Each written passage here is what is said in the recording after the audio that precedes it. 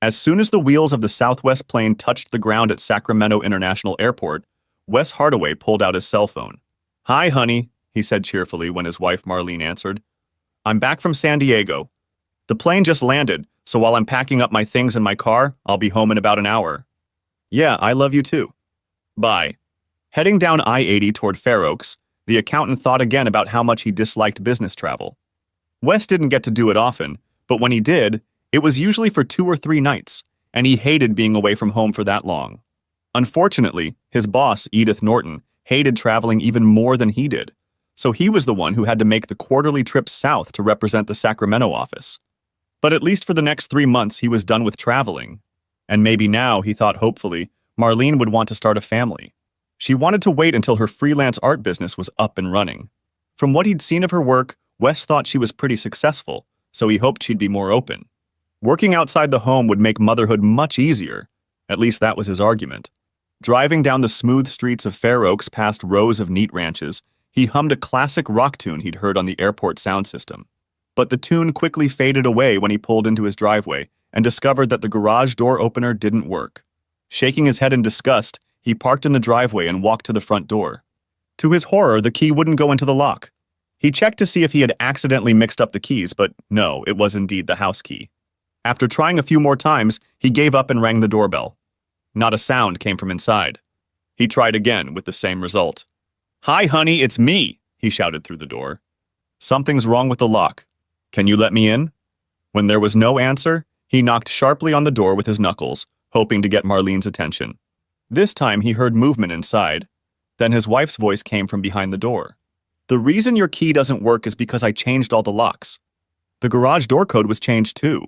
He stared at the front door incomprehensibly. "I don't understand, Marlene." "Let me in." "No, Wes, you can't come in. You don't live here anymore." "What do you mean I don't live here anymore?" "Of course I live here. This is my home." "What's going on?" There was a long pause. Then he heard a faint, "It's about time." His wife's voice grew louder. "Talk to whoever's behind you." Turning around, Wes saw a faceless man in a baseball cap walking toward him. Before he could speak, the stranger demanded, "Are you Wesley Hardaway?" "Yes, but who—" Before he could finish, the stranger shoved an envelope into his hand. "Wesley Hardaway, you have been served." But what's this?" "This, sir, is a copy of your wife's petition for divorce." "Divorce." "Quite right, Mr. Hardaway. Furthermore, your wife has asked that a copy of this temporary restraining order be served upon you. It requires you to stay at least 200 yards away from Mrs. Hardaway at all times." "What? That's insane. Why would I—" Wes cut the words short, turned, and started pounding on the front door. "Marlene, let me in. We need to talk about this." "What? What seems to be the problem, sir?" came a deep voice from behind him, and Wes turned around to see a Sacramento cop standing on the sidewalk, one hand resting on the holster of his automatic. Before Wes could mutter an explanation, the stranger in the cap spoke up for him. "Mr. Hardaway has just been notified that a temporary restraining order has been placed on him, officer. He must move at least 200 yards from his wife's house." With these words, the bailiff approached the officer and handed him a copy of the temporary restraining order. The policeman in the black uniform looked over the form cursorily, then turned to Wes. "Sir, you're going to have to leave this place immediately. If you do not, I will be forced to arrest you for violating a court order." He looked at the stunned expression on Wes's face. "Sir, do you understand what I said?" He had always been taught to respect authority, so Wes blinked a few times, then nodded uncertainly. "Yes, officer, I think I understand." With those words, he began to make his way down the walkway to where his car was parked. His gait was like that of a man stunned by a blow to the head, barely conscious of his surroundings and barely aware of what was going on. Under the supervision of several neighbors, he drove the car out of the driveway and then slowly drove back the way he had come. "What do I do now?" he asked, still in a daze. "You're safe now, Mrs. Hardaway," the policeman shouted through the door. "He's gone." "Thank you, officer," came the reply. "I'll just stay in the house for a while." The policeman nodded at the door, turned and left, just as the performer did. Marlene Hardaway stood at the front door and took a deep breath, but not of relief, but of elation. "I did it," she thought jubilantly. He never realized what had struck him. At the same moment, she began to have fun with the man. Wes. The next morning, Wes woke up early in the morning confused, unable to remember where he was. He had only slept for a few hours, and it took him a while to realize that he was lying on an unfamiliar bed in some nameless motel. The whole thing felt like a dream, or rather a nightmare. All afternoon and evening he pondered what had happened when he got home, trying to make sense of what had happened. When that failed, he started going over everything he could remember about the past days and weeks. It was maddening. He couldn't remember anything that could have caused his wife to react this way. Immersed in idle ruminations, he set them aside to ponder his current situation. The good news was that since he was traveling, he had his shaving kit with him. The bad news was that all the clothes he had brought with him were dirty or wrinkled. And I can't go home to get new ones because I'm locked out. And then an even more depressing thought struck him. With this damned restraining order, I'll probably have to hire a lawyer to even buy a clean suit. He glanced at the cheap clock on the nightstand and saw that it was too early to try to call the law firm. His empty stomach reminded him that he hadn't had dinner the night before. Food would have to be his first priority, he decided. He found a fast food joint on the highway that was opening early and hungrily pounced on a junk food breakfast while writing down all the tasks he had to complete. The first of these was one he was particularly dreading, calling his boss to let her know he probably wouldn't be in today. Edith Norton was the kind of micromanager who believed her role was to oversee everything her employees did. Even after sending him to San Diego, she resented the fact that Wes was absent. He knew she wouldn't appreciate his absence the first day he was due back. He returned to the motel and called Edith's number ahead of time, hoping to dispense with the voicemail. But sure enough, she answered on the second ring, and her reaction was exactly what Wes had feared. He'd planned to blame his absence on a cold, but she'd refused to accept that explanation.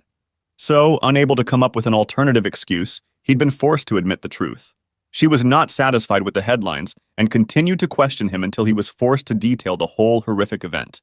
Her response was less than sympathetic. She kept saying, "You must have done something that made your wife act like that." The only way he could convince his boss to let him stay was to warn her that without a change of clothes, I'd probably stink up the whole apartment. She snickered and reprimanded, but finally agreed, warning him, "You'd better be at work tomorrow in clean clothes." He cursed under his breath and quickly hung up. Having finished with this unpleasant business, he set about finding a lawyer. There was no shortage of law firms in California's state capital, but most of the larger firms didn't even list family law in their practice. Helplessly scrolling through online listings, he decided to look for best family law attorney in Sacramento. But when he called the recommended firm, he soon discovered that Marlene had already contacted them. Wes tried several more recommended firms to no avail. None of them could even meet with him for several weeks. Finally, desperate, he set out to find a small firm, hoping its attorneys wouldn't be too busy. The first place he called was Winston Samuels and Associates, and he was pleased when the receptionist informed him that Mr. Samuels had some free time that afternoon. He made an appointment, but after hanging up the phone, he began to wonder why the lawyer wasn't busier. Nevertheless, he decided to act. "I need to find some help right away," he said to himself. After doing the first two things he did, he sat down in an uncomfortable motel chair and thought about it, looking at his wrinkled pants. He didn't feel like trying out the motel laundry room. It'll probably be easiest to buy a change of clothes for tomorrow, he decided. This prompted him to check his bank account. He was relieved to see that his last paycheck had been deposited into the account while he was out of town. Then he remembered his meeting with Winston Samuels. I wonder how much it will cost. He quickly checked the money market account that he and Marlene had jointly maintained and was horrified to see that there was $1 left in it. Heck, I can understand her taking half, but to clean out the whole account is just wrong, he raged. He finally cooled down enough to add that to the list of things to discuss with the new lawyer. The next task was to drive to the Target store in Arden and do some shopping. He managed to find pants and a shirt suitable for the office. Then he added socks and underwear. After putting the purchases in a large red Target bag, he impulsively decided to drive to his house. Driving slowly down the block, he tried to peer into the windows to see any signs of life. Seeing none, he drove sadly back to the motel, stopping only to grab more fast food. After a lonely lunch in his hotel room, Wes drove downtown to the address of the law firm he had called. The firm was located in an old office building a few blocks from the Capitol Mall. After studying the directory in the lobby, he took the elevator to the 6th floor and walked to a glass door with an old-fashioned gilded sign that read, Winston Samuels and Associates. When he entered and introduced himself, the receptionist invited him to sit down and then disappeared through the door. A few minutes later, she reappeared and asked him to follow her. The woman led Wes to a corner office and opened a door labeled Winston Samuels, Attorney at Law. The man who shook his hand looked to be well into his 60s, with short gray hair slicked back and wire-rimmed glasses hanging over his ears. Well, Wes thought, at least he looks experienced. Encouraged by the lawyer, Wes quickly recounted what had happened at his house and then handed him the papers the process server had handed him. Samuels took his time going through them, then looked at Wes carefully. Very good, young man. What would you like me to do for you?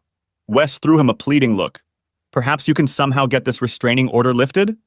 If I could meet with Marlene, I'd try to talk her out of it. She's lost her way, and I don't even know what's wrong.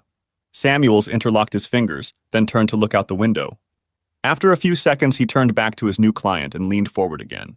If I may, I'd like to share a few thoughts with you. Wes nodded, and the man began to list his considerations on his fingers. First, in California, you cannot prevent a divorce if the other partner wants one. To put it bluntly, your wishes don't matter. Second, by locking you out of the house, your wife has made it clear that she does not want to discuss her decision with you. Third, she reinforced her wishes by obtaining a restraining order that effectively precludes her from seeing you at all, except in the presence of her attorney. Fourth, by seizing your joint bank account, she is trying to pressure you into agreeing to the divorce as quickly as possible. We will eventually recover your half of the funds, but she is hoping you will feel the financial pressure sooner, especially with your additional living expenses.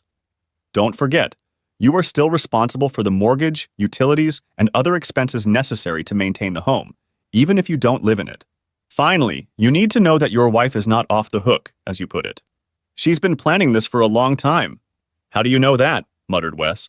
Samuels looked at him calmly. Getting a restraining order isn't something you can do in a day or two. She had to hire an attorney a while back. It would take time for her attorney to prepare the motion and present it to the judge for review and approval. Likewise, it took time to hire a bailiff and change the locks on the house. Obviously, she had it all meticulously planned out in advance. Wes sank into a chair. She never once hinted to me that anything was wrong. He shook his head in bewilderment. She even confessed her love to me when I called from the airport. The older man didn't respond in any way. Wes sighed. Well, I guess I'll get a divorce then. He shook his head angrily. But I'd still like to know why. Why did she decide to end our marriage without even discussing it with me? Samuel shook his head. I can't say anything about that, but I may be able to refer you to someone who can. There is a detective agency whose services our firm engages on a regular basis. They are efficient, effective, and reasonably priced. In addition, they are convenient. After all, they are on the same floor of this building as we are. I'd be happy to contact them on your behalf if you wish. You're damn right I will. I want to find out what's going on. The lawyer picked up the phone and asked the receptionist to contact him. A few minutes later, she knocked on the door and peeked inside. Trevor can see Mr. Hardaway as soon as you two are done. Half an hour later, Wes was standing outside the Sacramento Confidential Investigations office. He noticed that the door bore the same gilded lettering as the attorney's office. Reluctantly, he knocked on the door. Almost immediately, a trim, middle-aged man in a tracksuit and slacks opened it. Come in, Mr. Hardaway, the man greeted him. I've been expecting you. I'm Trevor Samuels, head of the SCI division. Nice to meet you, Wes replied politely and shook the man's hand. Then he paused. Did you say Trevor Samuels? That's the same name as... The detective grinned. Yeah, I'm Winston's brother. We both went to law school, but Win got his law degree and I got my detective's badge. After I left the police force, he and I developed a mutually beneficial partnership. Noticing the hesitation on Wes's face, he hurried to continue. But don't let that put you off. I spent 25 years as a detective in San Francisco before going out on my own, so I know what I'm doing. Now get back to my office and let's talk. The detective listened in silence as Wes told his story. Your brother says I can't stop this divorce, he concluded, but I'd like to know what's really going on. It's bad enough having your whole life turned upside down. And getting ambushed like this is just salt on the wound. It's so humiliating that she locked me in the house and gave me a protection order. I want to know why she did all that. The detective nodded prudently. I can certainly understand that, and I'm sure we can give you answers as to why she did what she did. But I don't need to investigate anything to guess why she took that protective order. Assuming you're honest with me and you never hit or hurt her? No, definitely not. I would never do that, Wes muttered. In that case, I'm sure your wife is laying the groundwork for her future at your expense. Wes threw him a confused look. When her friends ask her about the divorce, the detective explained, all she has to say is, I don't really want to talk about it, but I had to issue a protective order on Wes. From now on, you're the bad guy. Everyone will think they know why she locked you up and filed for divorce. Your reputation will go down the toilet, and she, the Holy of Holies, will never say a word against you. Wes's mouth dropped open. I can't believe she could be that evil. Trevor nodded. She set things up very cleverly, Mr. Hardaway. Now the only question is why. I think I'll be able to answer that question pretty quickly, probably as soon as a week from now. That would be great, Wes replied, shaking his hand. For the rest of the day, Wes did everything the lawyer recommended to protect his financial affairs. But the information he had learned earlier continued to gnaw at him. The next morning, Wes went to work at the usual time, but he was greeted in the lobby by Edith Norton. I see you've decided to grace us with your presence this morning, Mr. Hardaway. Between slacking off at the San Diego conference and wasting time on your sordid personal life, you have a lot of work piled up on your desk. I hope you'll be more diligent in reducing it. God, how I hate that woman, he thought, but only nodded and hurried to his cubicle. By skipping lunch and working hard, Wes had actually managed to do a decent amount of damage to the backlog of work. But all his concentration evaporated in an instant when Trevor Samuels called late that night. We've caught a lucky break, Wes. Our researcher managed to find some information that I think you'll find very interesting. Can you come back tomorrow and familiarize yourself with it? Can't you tell me now? I don't mean to be cryptic, Wes, but our policy is that we always present our findings in person. Okay, Wes reluctantly agreed. I'll try to carve out some more free time. If you don't hear from me, I'll come by first thing in the morning. Miss Norton proved to be as unfriendly as he feared. Mr. Hardaway, I don't care what goes on in your home life. You can't just take off work whenever you want. I've been generous with you so far, but if you insist on taking tomorrow off, it must count against your vacation. Is that understood? Yes, ma'am, he replied sullenly, not the least bit concerned about losing a vacation day. What do I care about? The vacation I had planned to spend with Marlene isn't going to happen anyway. When Wes walked into the office the next morning, Trevor Samuels was in high spirits. We're in luck, he told his client. Come on in and I'll show you what I'm talking about. He led Wes over to his desk and turned the computer screen around so Wes could see it. The detective clicked on a file and a strange, distorted image of Wes's house from across the street appeared on the screen. Don't worry about the picture, Trevor reassured him. It's the fisheye lens that makes the image look weird. But you'll still be able to see all the details you need. A moment later, a silver BMW i8 appeared to the left of the screen. The car made a quick turn into Wes's driveway. The garage door opened, and the car pulled inside. A moment later, the garage door closed, and 30 seconds later, the image went dark. Wes looked at the detective with a puzzled expression on his face. What was I looking at? Trevor clicked the mouse, and the scene reappeared. Then he stopped it. Look at the date and time, he said, pointing at the screen. That was yesterday, 25 to 12. Wes said, still unsure. That's not your wife's car, is it? Asked Trevor. No, she drives a Honda. And then it hit him. Oh, looks like she had a guest. Exactly, who has a remote with a new code for your garage. He clicked the mouse again, and Wes saw the garage door open and then a silver car pull out and drive away. The time was 1:32 p.m. that afternoon. Acid began to build up in Wes's stomach. Well, I guess it didn't take her long to find a new friend. Trevor wasn't done. He fiddled with the mouse and selected another file. When it started playing, Wes wondered if he was looking at the previous video. The same sports car appeared in the same direction and pulled into Hardaway's garage again. When Wes looked at Winston, the detective pointed to the time date stamp. Wes took 2 breaths. That was 3 weeks ago, he exclaimed. Trevor nodded solemnly. I'm afraid it was. How often? Asked Wes almost fearfully. We have documents from the last 6 months, Wes. We haven't had time to go through them all, but it looks like your wife had lunch with the same visitor 2 or 3 times a week during that period. Now the acid in my stomach churned. How could I have been so blind? He turned to look at the detective. Where did you get all this from? He demanded. Trevor leaned back in his chair. There's a neighborhood watch organization in your neighborhood. Some neighbors, like the couple across the street from you, have these fancy doorbells with motion-activated cameras. Everything they see goes into a cloud database. Mostly it's harmless stuff, deliveries, people walking by, and the like. But every once in a while, one of them catches a porch pirate or a cheating housewife. Wes gritted his teeth. Too bad we never got to see the bastard. Trevor didn't say anything back. Instead, he clicked the mouse again, bringing up another file. This time, as the sports car pulled into Wes's driveway, the door opened with a delay. Trevor clicked the mouse and the image froze. Then he clicked another key, and the image on the screen zoomed in. The detective pointed a finger. There's the license plate. I don't recognize it. I have a contact at the DMV, Trevor said and pressed the button again.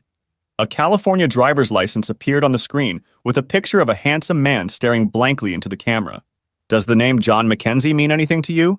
He asked. Son of a bitch, muttered Wes. Marlene works hard for his ad agency. I bet that's how they met her. He jumped to his feet. I'm going to go and argue with him right now. Wait, wait! Trevor shouted, reaching out and grabbing Wes's wrist with a surprisingly strong grip. This is exactly why I insist on presenting the information in person. Sit down and let's talk this over before you do something stupid. Wes glared angrily at the man, then took a deep breath and reluctantly sat back down. That's better, the detective said soothingly. Now listen to me, Wes. For all I know, you're an ex-Marine who can kick Mackenzie's ass hard. Or maybe he's a seasoned killer and put you in the hospital. But either way, you'll prove that your wife was right to ask for a restraining order. Your reputation is already shaky. Don't ruin it permanently.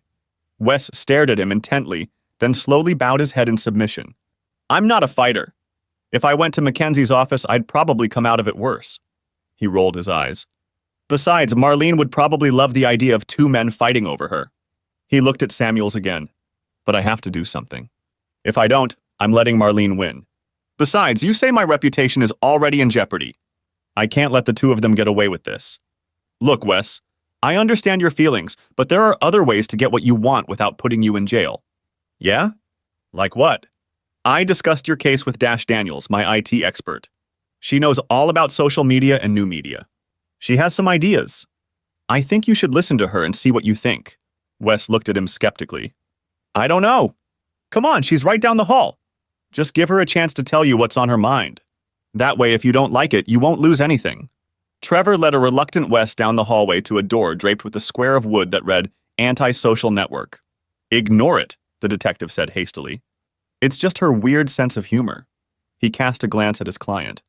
I know she's a bit unusual, but don't let that put you off. With those words, he knocked on the door and stepped inside, with Wes following at his heels. Wes's first impression was that he had entered a college dormitory.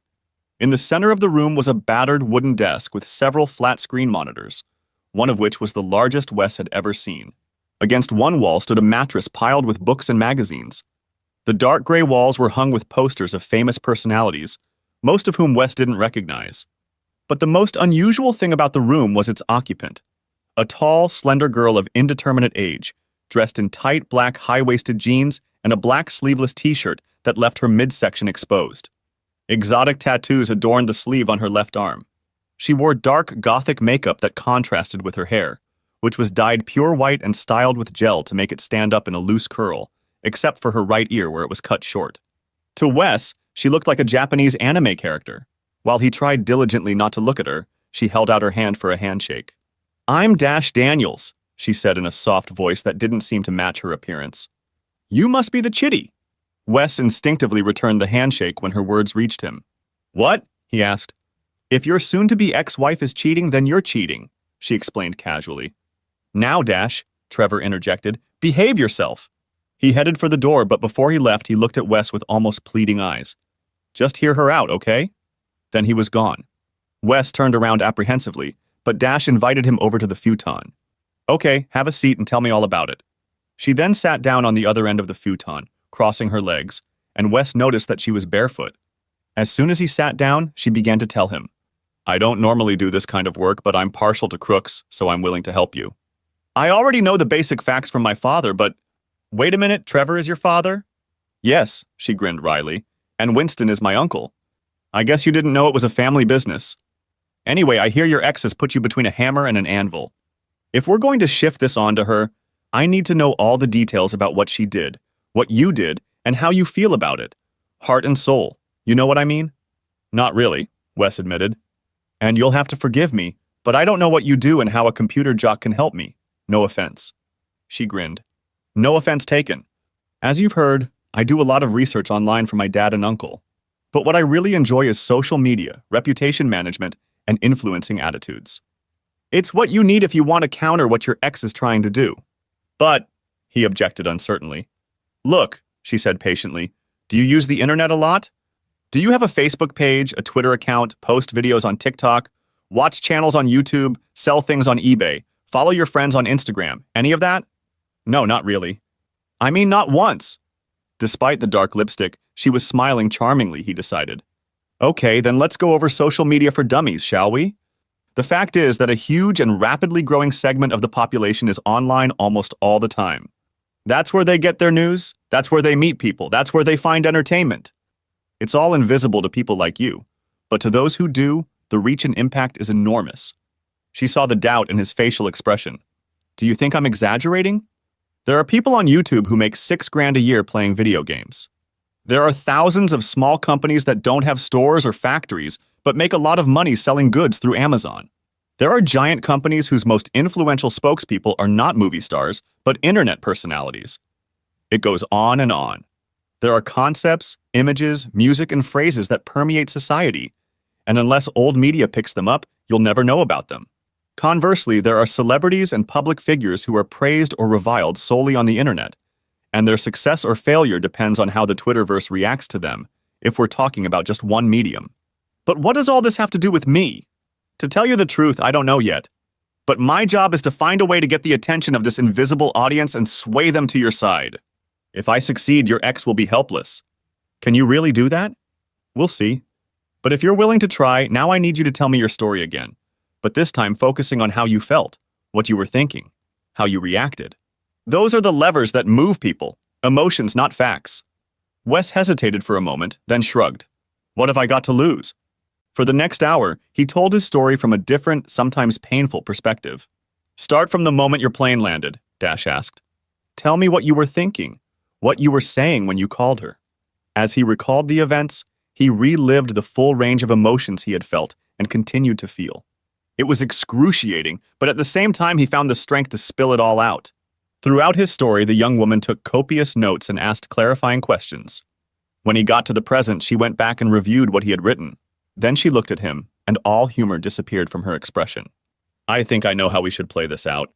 But first I have to ask you something, Wes. How strong are you? He shook his head in confusion. You mean how much weight can I lift? No, she replied, still not smiling. I mean how strong is your ego? How well you can take criticism, how important other people's opinions of you are, in that sense, the strength of personality. Well, I guess I'm as strong a person as anyone else. She looked at him grimly. Well, I guess you'll find that out. I don't understand. She leaned back on the back of the futon. Every good story has what they call an arc. She drew a half circle in the air with her finger to illustrate. The main character starts here. Then something unforeseen happens, and the character arc starts to fall until it reaches a peak, a low point. Only then does the situation start to improve. The audience wants to cheer for the protagonist's success, but the only way to get their support is to show the character's suffering. We need to visualize your storyline, Wes. I still don't really know what you're talking about, but if it requires a little suffering, I'm already there. A sad smile creased the corner of her mouth for a moment.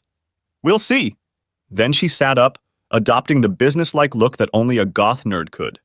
Okay, here's what's going to happen next. You need to be ready to go on a tour with me at short notice. I'll call you when the time comes. Can you do that? Well, if it's during business hours, I'll get hell from my boss, but I'm already on her bad guy list, so I guess a little more won't matter. Great, she exclaimed and jumped to her feet. I'm going to love this, she grinned, shaking his hand. I hate cheaters. Wes walked out of the building, trying to remember everything that had happened since he'd walked in. What did I deserve all this? He groaned. And what have I gotten myself into now? A day later, Wes was eating lunch at his desk when the phone rang. It was Dash. Can you pick me up? She asked. We have a chance now, and I don't know when the next one will come along. My boss is going to hate me, he told her grimly. But that's nothing new.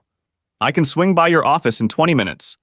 Miss Norton was indeed annoyed by Wes's request, but since he had a lot of work piling up, she reluctantly agreed. But remember, all that personal time is deducted from your vacation, she shouted at his back as he walked toward the door. When he reached the building he'd mentally come to refer to as the Samuels building, Dash was waiting for him on the sidewalk, dressed in leggings, a white top, and flip-flops. You have a new closet, he joked, but she ignored him. We're heading to your house, she ordered, and he threw her a sharp look. You know I can't be there, especially with Marlene home. Don't worry about that, she reassured him. My father saw her leave just before I called you. He'll keep an eye on us while we're there. Okay, so what are we going to do, break into the house? Nothing that dramatic. You have to replicate the crime as best you can. The crime? What happened when you got home from the airport? Okay. And what will you do? He inquired. Oh, I'm going to film the whole thing. she nonchalantly informed him. What, why? It's simple, Wes. We need to give your fans a backstory before we sell your storyline. He shook his head in confusion. Fans? I don't have fans. She grinned. Not yet, no. But don't worry about that now.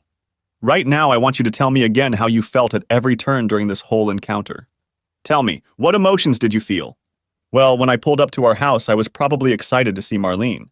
Then, when I couldn't get in the door, I was upset and a little angry. And when she said she had locked me out, I was stunned. I guess moving so quickly to confusion and depression threw me into a state of shock. I couldn't understand what was happening to me. I was so stunned I couldn't even figure out what to do. Everything else, the bailiff, the restraining order, the police, it all just added to the confusion and despair I was feeling. Wonderful, she exclaimed. Now, when we get to your home, I want you to tell us step by step what happened. We must see all the emotions you have just described to me. Do you think you can do that? I don't know, he said doubtfully. I'm not a very good actor. I don't want you to act, she told him. I want you to repeat what you did and remember your feelings, that's all. Don't worry, I'll walk you through it. Now give me your cell phone. She did something with it, then reached into her pocket and pulled out an unfamiliar gadget. Take this Bluetooth earpiece. I can use it to talk to you while you replay what happened. They reached his neighborhood, which seemed deserted. When he pulled into his driveway, Dash helped him remove the earpiece and carefully hid it out of sight. Then she called him on her cell phone. Speaking softly, she motioned for him to get out of the car and walk to the front door.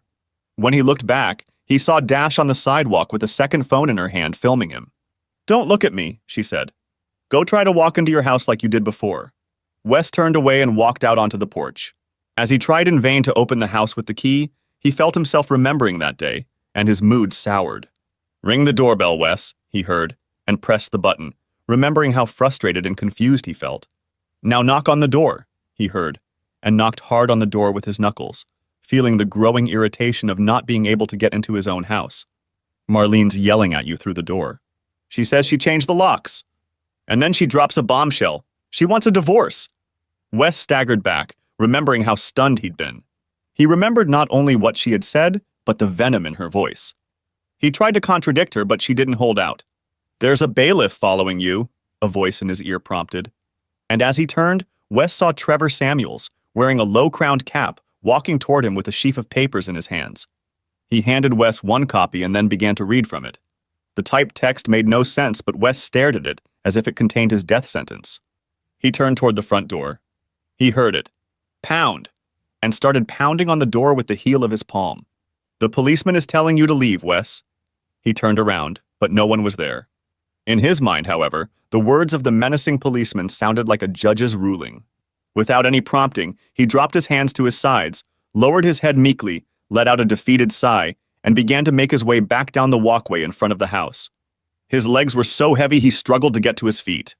His happy little world had just been shattered, and he saw nothing but pain and sadness in front of him. Go to the car, Dash's voice reminded him, and he slowly made his way to the car door without looking up. He climbed in and lowered himself into the seat. You were great, Wes.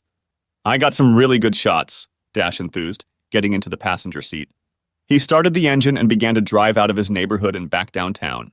But there wasn't a cop there, he began. We don't need him, she waved him away. He wasn't in the picture. Besides, no one but you and Marlene knows about him. She reached out and squeezed his shoulder. That was amazing, Wes. You really got into it. Can we not talk right now? The pain in his voice was obvious, and she jerked her hand away sharply. She stared out the window the rest of the way, but once or twice she cast an oblique glance at him.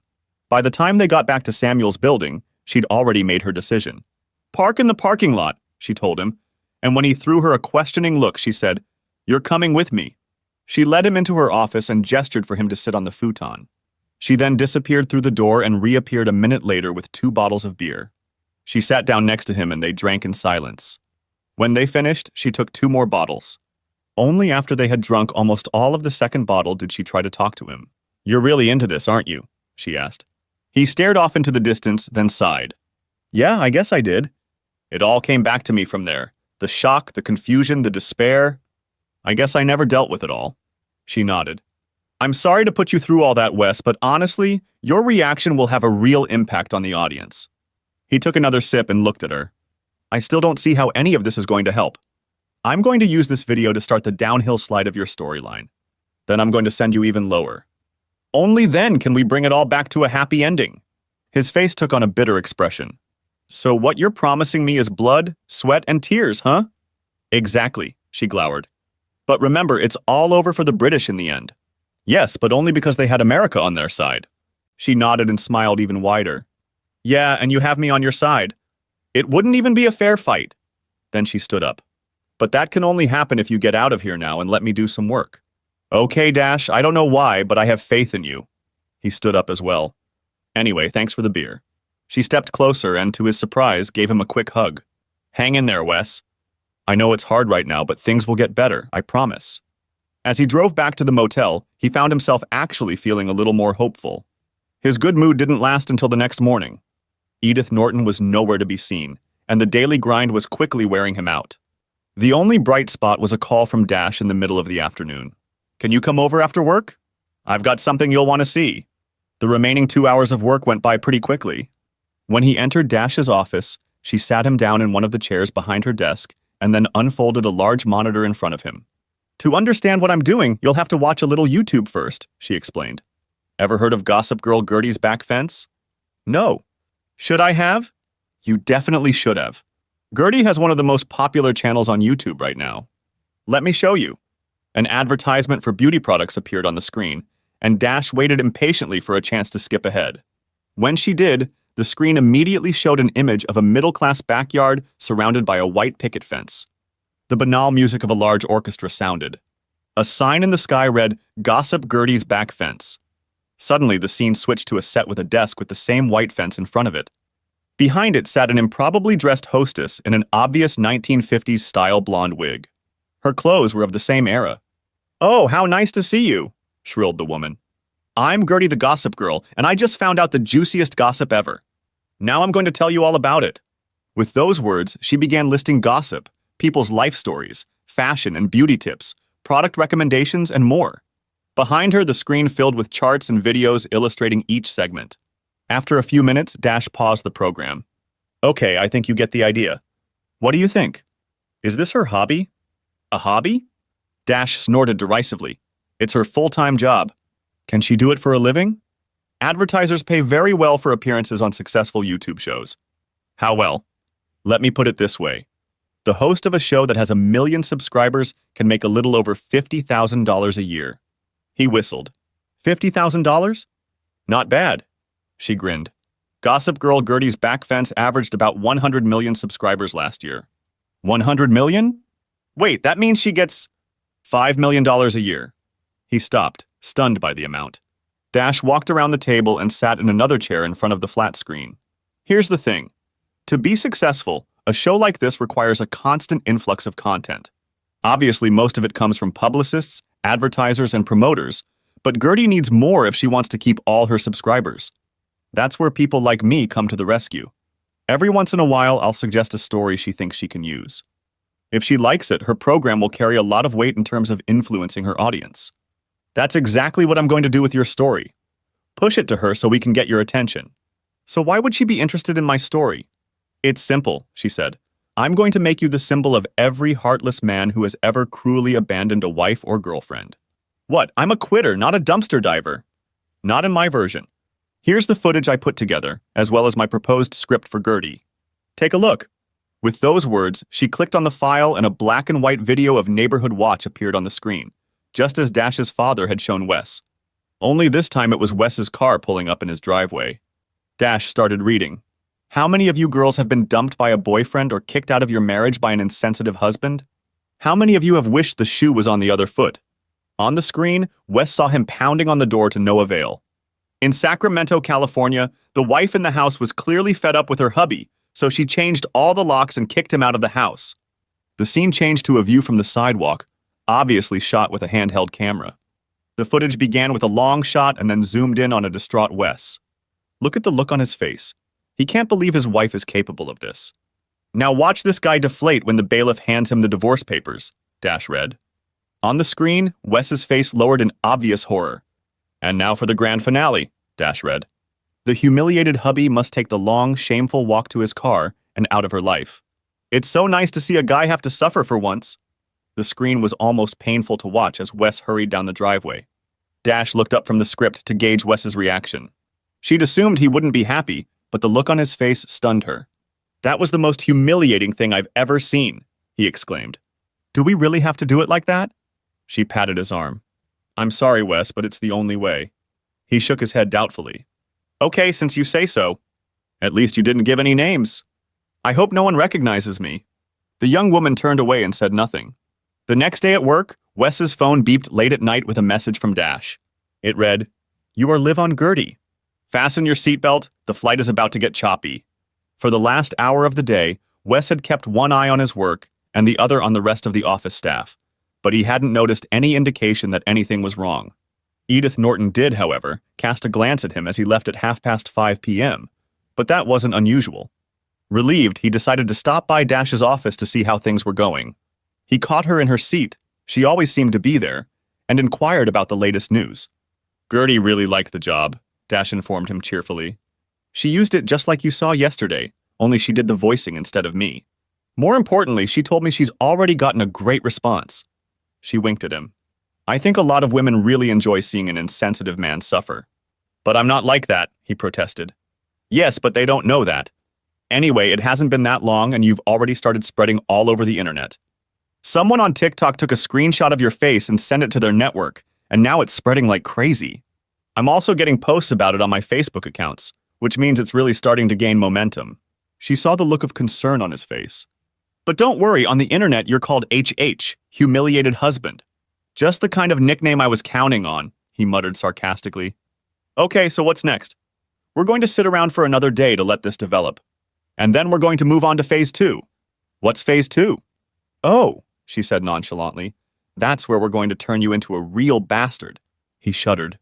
"Does it have to be?" "Absolutely. Wes, you can't get up unless you fall down first." "I don't think Newton said that." "Yes, but Sir Isaac didn't know about the internet." He spent the rest of the evening in a somber mood, and it took him a while to fall asleep in the cramped motel room. As a result, he overslept and had to rush to work in time for the start of the workday. As he entered the lobby, he noticed the receptionist staring at him intently. As he headed down the hallway to his cubicle, he noticed her quickly pick up the phone to make a call. "What was that?" he asked, settling down at his desk. The strangeness was only getting worse with each passing day. It seemed to him that an unusual number of employees passed by his cubicle, and every now and then he heard snide comments and muffled laughter. Finally, just before lunch, a supervisor burst into the office. "I don't know what you're letting yourself in for, Wes Hardaway, but this is starting to detract from the work. Edith, all I'm doing is working on the Wilson case. I'm talking about all this nonsense you've been up to on the internet. It's not very professional to put your personal problems out there for everyone to see. Ma'am, I'm not quite sure what you're talking about, but I will have that file ready for your review no later than 2 p.m. "Very well, but email it to me rather than bringing it to me. Judging by the way you lug around town, it will take me an hour to get it." With that last barb, she turned and walked away, leaving Wes anxious. "If that Neanderthal computer saw me, this damned story must be everywhere." He groaned. For the rest of the day, he kept his nose out of his work, trying to be as inconspicuous as possible. It didn't help. One day, when he needed to go to the restroom, he saw a group of co-workers standing in the hallway. From the crowd of people, a summer intern, who had been shoved by someone in the group, nervously approached Wes. "Mr. Hardaway, some people want me to ask you if your initials are HH." As Wes stared at him in shock, the entire group erupted into laughter, and all Wes had to do was hastily remove himself to the relative safety of the restroom. When it was 5 o'clock in the evening, Wes hopped out of the office and sprinted past the other employees to his car. Then he drove straight to the Samuels building and hurried over to Dash. "What did you do to me?" he demanded when she let him in. "I've been going to hell all day. All the employees know it's me, even my boss." "I'm not surprised," she replied easily. "Wes, you've achieved a very rare result. You've become a meme." "A what?" "A meme is an image on the internet that people associate with some idea or emotion. That clip of you walking away humiliated has already been picked up and used thousands of times." "Wes, you're the poster boy for a man humiliated by a woman." He sank down in his chair, wrapping his arms around his head. Dash walked over and knelt in front of him.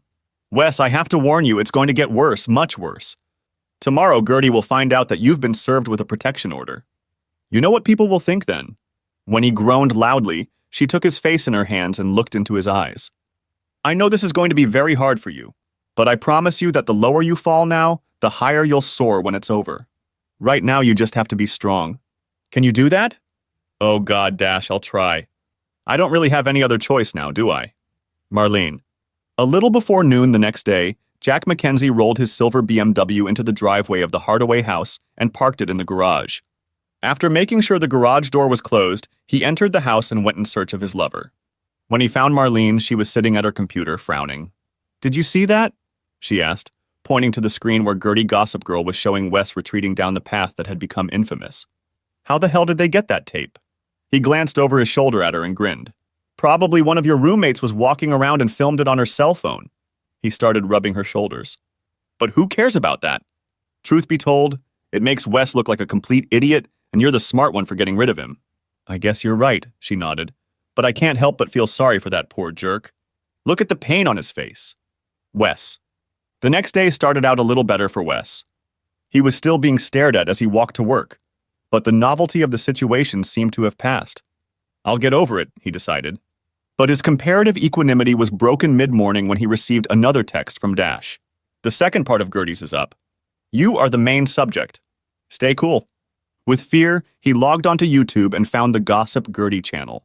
Eagerly awaiting the commercial and intro to the show, he watched in mesmerized horror as the influential YouTube user began to ruin his life. As footage of him pounding on the front door played in the background, Gertie said triumphantly, "You've all seen my article about the humiliated hubby before." But now his story has taken a different, darker turn. The scene switched to a process server handing Wes papers. Turns out Wes got more than just divorce papers. The real bombshell is what else hubby got, a restraining order. An official paper appeared on the screen, filling the entire screen. The only legible words at the top read, "Restraining order." And that's not all, Gertie continued. This order requires our humiliated hubby to stay at least 200 yards away from his wife at all times. It doesn't take a fertile imagination to guess what must be going on to require such protection. No word yet on whether any charges have been filed, but we'll keep an eye on this one. All we can say to the wife at this point is we hope you are safe. And to the humiliated hubby, all we can say is goodbye, and we hope you get what you deserve, along with all the other wife beaters. Oh my God. Gertie could put a bounty on my head. I've got to get out of here. Normally, there was a perfectly discernible level of background noise in his office.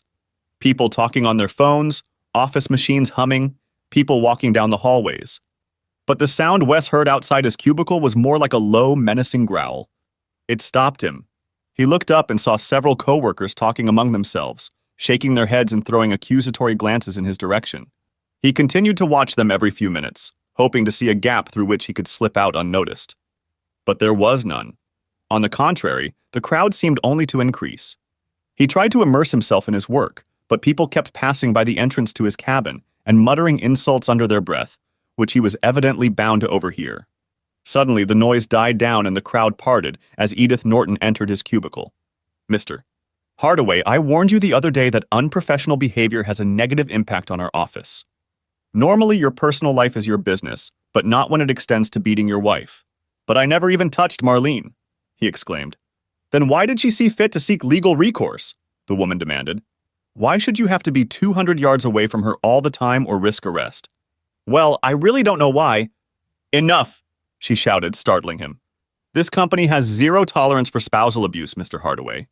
You would know that if you spent less time surfing the internet and more time reading the employee handbook. However, ignorance of company policy is no excuse. You are hereby terminated. You are no longer an employee of this firm effective today. Wes's mouth dropped open. But she didn't let him finish. You will be paid for the work you have done, and you will receive a separate check for 2 weeks' salary as severance pay. Now I need you to leave the premises immediately. Leave everything but your jacket and go. If you have personal belongings, they will be sent to you in due course. Ralph over here will escort you out. She nodded, and a stout security guard entered the booth. Mr. Hardaway, we won't have any problems, will we? Wes was shocked. He shook his head, then let the guard take his hand and lead him away. Behind him, the murmur of voices grew louder and louder. When he got into his car, he sat behind the wheel in a daze. A sharp tap on the window caused him to look up and see Ralph gesturing to the parking lot exit. Wes started the engine and drove slowly. He had no idea where he was going, but after a while he found himself outside the Samuels building.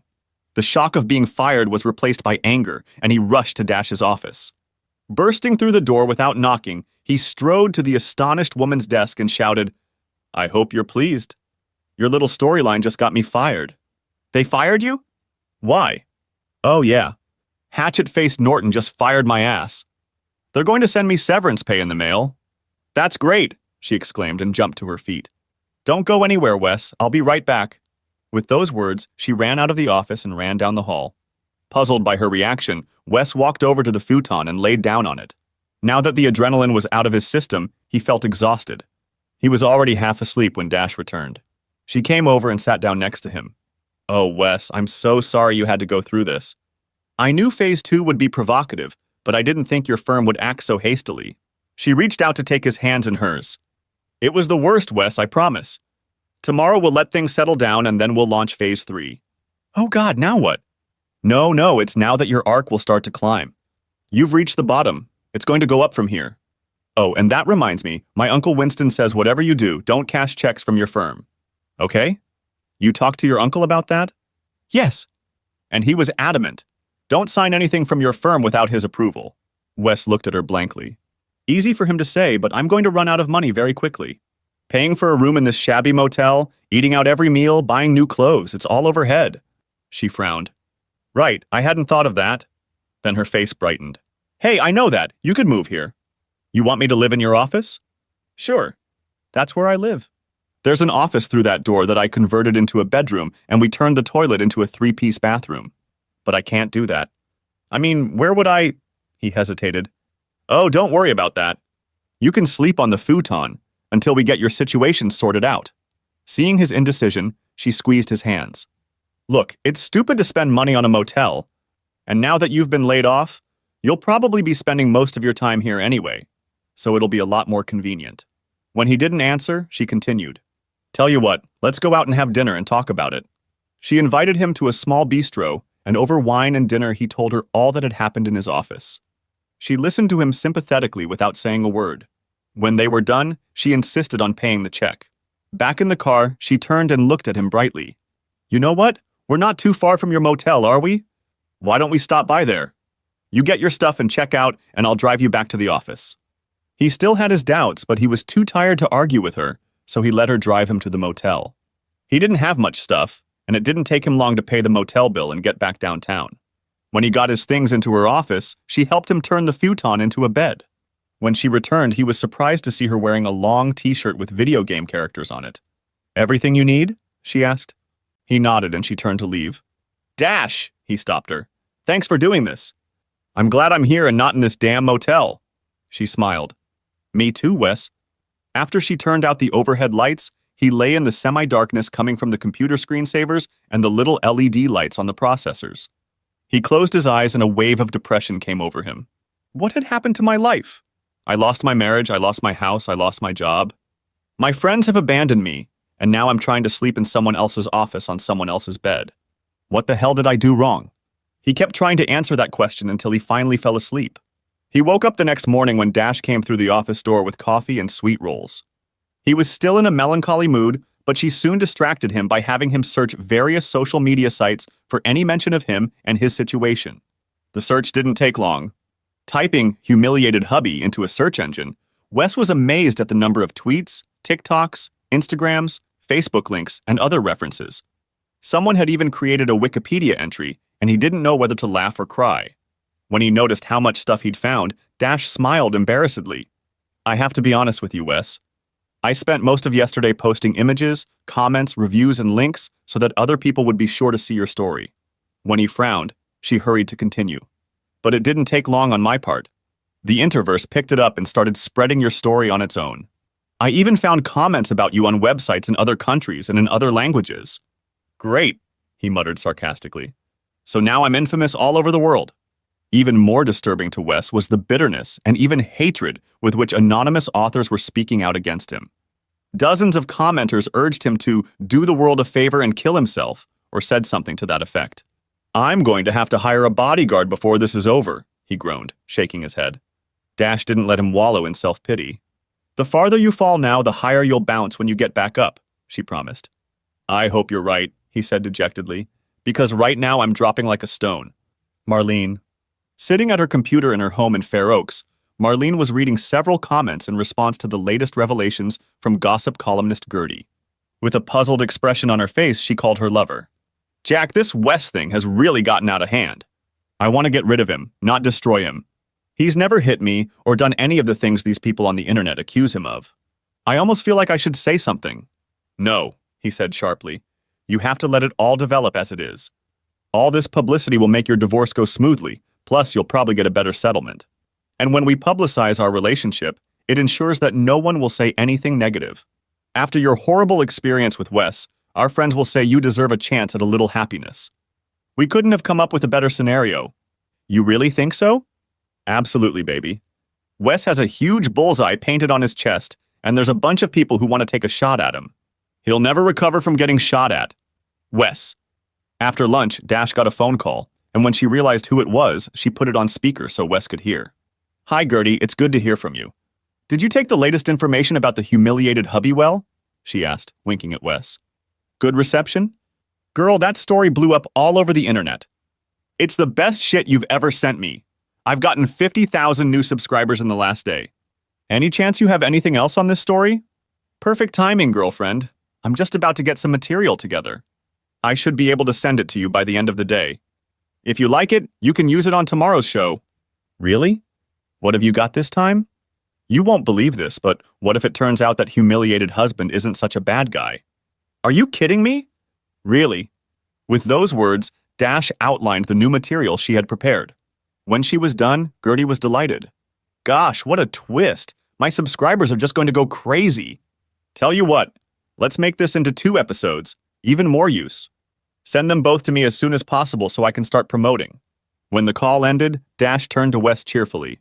Are you feeling a little better already? It's good that Gertie liked it, but we still need to see how her subscribers react. He bestowed a wry smile on her. Though I have to admit I'm starting to feel a little more hopeful. Dash worked through the evening, putting things together the way she wanted them to be.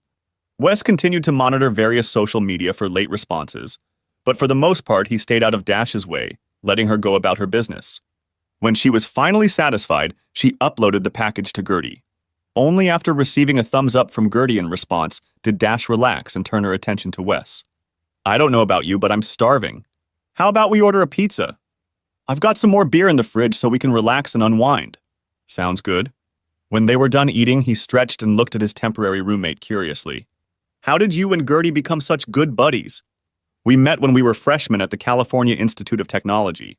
California Institute of Technology. Yeah. Looking at Gertie on YouTube, you'd never guess that she once wanted to be an electrical engineer at some high-tech company. What about you? Oh, I majored in computer science but never finished. Something else happened and I dropped out and never went back. He realized from the look on her face that she didn't want to go into details, so he tried another question. Where did you get a nickname like Dash from? Did you do any running or anything like that? She shook her head and grinned. Actually, Dash is short for Dashiell, which is Dashiell Hammett.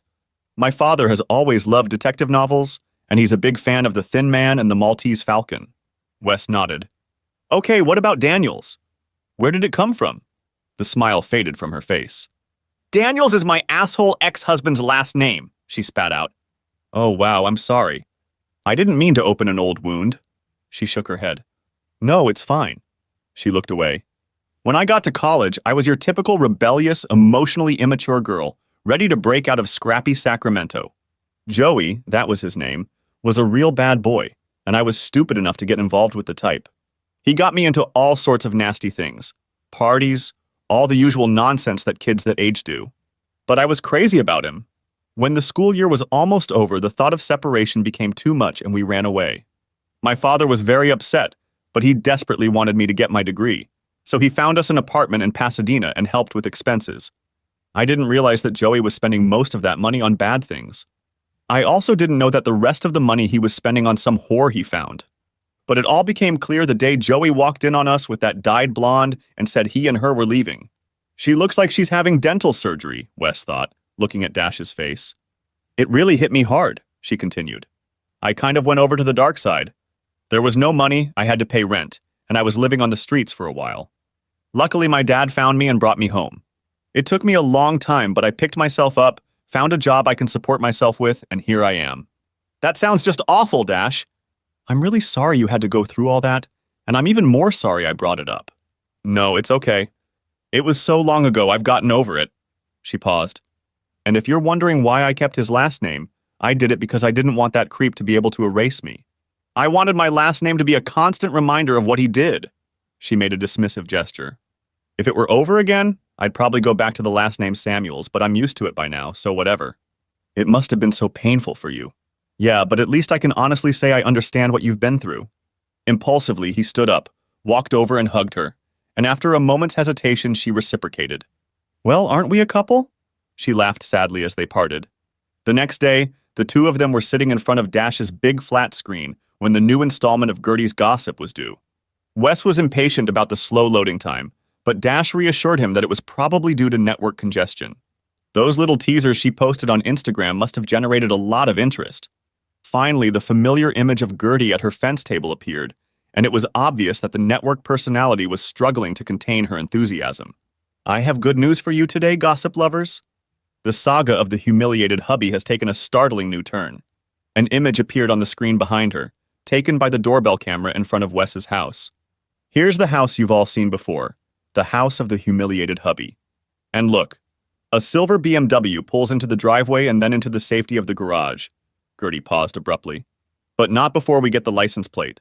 Who does this car belong to, you ask? A publicity photo of Jack McKenzie, head of the McKenzie agency, appeared on the screen. Isn't that nice? Mr. Jack McKenzie, whose ad agency buys so much art from the wife of a humiliated hubby, has come to comfort the poor woman, to help her through her divorce. But wait. Let's go back and look at the time and date on this surveillance tape. She pointed sharply at the corner of the screen behind her. That's 3 months before Mrs. Hubby filed for divorce. And guess what? It looks like Mr. McKenzie was comforting the distraught lady several times a week during that entire time. Behind her, the screen showed one image after another of a sports car pulling into the garage. I'm not judging Mrs. Hubby for fooling around behind her husband's back. What I am saying, gossip lovers, is that there seems to be a lot more to this story than we thought. And even better, Gossip Girl Gertie has even more dirt to share with you next time, so be sure to check out this YouTube channel for our next sensational revelation. With those words, Gertie moved on to the next topic, and Dash turned off the program. Spontaneously, both jumped to their feet and applauded. Wes hugged his partner tightly. That was amazing, he exclaimed. You're amazing. He stared at her for a moment, as if seeing her for the first time, then leaned in for a kiss. After a moment's hesitation, she responded fervently to his kiss.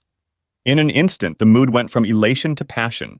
But no sooner had the temperature risen even higher than there was a knock on the office door, and the couple hastily pulled away just as Winston Samuel's secretary poked her head inside. I hope I'm not interrupting. I was looking for— there you are, Mr. Hardaway. Mr. Samuels was hoping to have a word with you if you're not busy. No, of course not, Wes replied hastily. I'd be happy to meet with Mr. Samuels. Wes cast one last glance at Dash, then followed the matron down the hall to the lawyer's office. Winston Samuels was already waiting for him and led the young man into his office. Since you have chosen our firm to represent you, I was very interested when my niece informed me of your dismissal. He tilted his head toward Wes. I believe she relayed my recommendation that you not cash checks from your former employer or sign any other materials they might send you. Yes, sir, she passed it on, but I didn't. Good, the attorney continued, because that could mean agreeing to a settlement, and you don't want to accept any offers from them at this time. Okay, Wes said hesitantly. It's my understanding that you were fired from your job because you violated the firm's spousal abuse policy, is that correct? Yes, sir, my former boss explicitly made that clear to me. Is there anyone else who can confirm that? I can probably give you at least half a dozen names of other people who were there and heard what she said. Great. Assuming that's what happened, I've prepared a lawsuit on your behalf against your former firm for wrongful termination. You did not insult your spouse. Wes shook his head vigorously. And they had no reason, other than malicious gossip, to believe otherwise. Furthermore, the way you were publicly fired and escorted off the premises slandered your good name. The firm should be held accountable for that as well. Finally, I have reviewed the online version of your firm's employee handbook and have concluded that your supervisor did not follow company procedure in terminating you. Accordingly, I believe that you have a strong case for legal action. With your permission, I would like to file a lawsuit seeking $10 million in aggregate damages from the firm. Does that seem fair to you? Wes sighed. $10 million? Yes, sir, that sounds very fair to me. Do you think we can get that amount of money? A smile flashed across the older man's lips. I think we have a good chance, but we'd have to go to court to get it, and that would probably take 3 to 5 years. Wes's face lowered. But, Samuels continued, the firm won't want the litigation to generate unfavorable publicity. And from what my secretary tells me, your shares in the court of public opinion are rising, which they'll know about too. I think they could be quickly persuaded to enter into an out-of-court settlement for about half that amount, plus my legal fees, of course. $5 million will suit me just fine, Wes said quickly. The smile grew wider. I was hoping you'd think so. Accordingly, if you will sign this document, I will begin the process. Wes signed the document and got up to leave, then turned around. Mr. Samuels, will this affect my divorce proceedings? Frankly, I don't want Marlene to benefit from it. I don't think you need to worry, the lawyer said. All of these events occurred well after the divorce petition was filed. Moreover, it was your wife's actions that, at least indirectly, led to your unfair dismissal. Under those circumstances, she should not be entitled to benefits. Wes rejoiced at this news and hurried back down the hall to Dash's office. When he entered, he found her leaning over her keyboard, and when he tried to tell her about it, she interrupted him. Can it wait, Wes? I've got a deadline for another client, and I've got tons of work to do. Without waiting for his response, she turned back to the monitor. He stood for a few moments, disappointed that he couldn't share his good news. But what plagued him the most was the feeling that Dash was avoiding him. Finally, he cleared his throat. I think I'll go for a walk, he told her. Receiving no reply, he turned and left the room. Walking down to the street, the young man headed in the direction of the Capitol Mall. When he reached it, he turned west and walked along the sidewalk until he reached the Tower Bridge, where he stopped and stared at the Sacramento River. It wasn't the view that occupied his thoughts, however. Damn it, I shouldn't have gone at her like that. No wonder she wants nothing to do with me now. Nevertheless, it seemed to me that she responded to me. I don't know, maybe it was just pity. Maybe she was just trying to be nice to her poor horny husband. He was idly watching the workers hoisting cargo aboard the Delta King dinghy. Why did I even kiss her? She's so unlike any girl I've ever been interested in before. And yet there's something about her. But it doesn't matter, she clearly doesn't like me. I'm just a customer, nothing more. When he returned to the Samuels building, she was still immersed in her work, and the distance between them didn't shrink for the rest of the evening. Marlene. While Wes walked the Capitol Mall, Marlene angrily called Jack McKenzie at his office. When he answered, she didn't even say hello. Have you seen that damned gossip show on YouTube? She demanded. How the hell did they get video of you driving into my garage? I thought you said you were careful. I was careful, he replied. One of those damn video callers must have spotted me. How was I supposed to know they keep everything they record for months? I'd like to know who made her go looking for it. I wonder if Wes could have been behind it somehow. Wes? Are you out of your mind? You're talking about the guy everyone calls humiliated husband. Do you really think he could do that to himself? Besides, he didn't know anything anyway. I know, but it must be somebody. Yeah, and I wouldn't mind shooting whoever it was if we could find out. It really put a twist on our plans. I know, and I just hate it. Her tone changed. You know what would make me feel better? Why don't you come over and spend some time with me? He hesitated. I don't know if that's a good idea. I don't want to appear in another video. Maybe we should take it easy for a while until all this settles down. If you arrive after dark, the cameras won't matter, especially if you turn off your headlights before you turn into the driveway. And since Wes is gone, there's no reason not to come at night. I'll make sure you won't regret it, she added in a seductive voice. What time? He asked. As he walked through the garage door, Marlene came out of her bedroom and the sight of her made Jack stop. She was dressed in all black. As he looked at her with a mixture of lust and fear, she clutched the pruning shears in her hand. You kept me waiting, she said accusingly. I'm sorry, he said pleadingly. I couldn't help it. You know what you have to do. Go to the bedroom, she barked. Yes, mistress, he replied, and hurried to do her bidding. Wes. The next day, the relationship between Dash and Wes seemed to be back to normal. In fact, Wes noticed that Dash was becoming more and more animated as the time to watch the latest installment of Gertie's Gossip Girl approached. When the loading usually occurred, she beckoned Wes over to the large flat-screen monitor to watch with her. After the customary introduction, Gertie appeared on the screen, her excitement clearly evident. I know that many of you have been gripped by the twists and turns of the humiliated husband saga. On the last show, I revealed that his not-so-faithful wife Marlene, her picture appeared on the screen behind Gertie, was having an ongoing affair with advertising executive Jack McKenzie. Could this be the real reason she kicked her helpless hubby out of the house? After all, Marlene had gotten a protective order against her husband. Could it be that it was the cruelty of her humiliated hubby that led her into the arms of another man? Gertie wanted to find out too, so she checked the police records for humiliated hubby. No convictions, no complaints, no calls to the police. How odd. Could it be that Mrs. Hubby just wanted to humiliate her husband further, make him a pariah in society?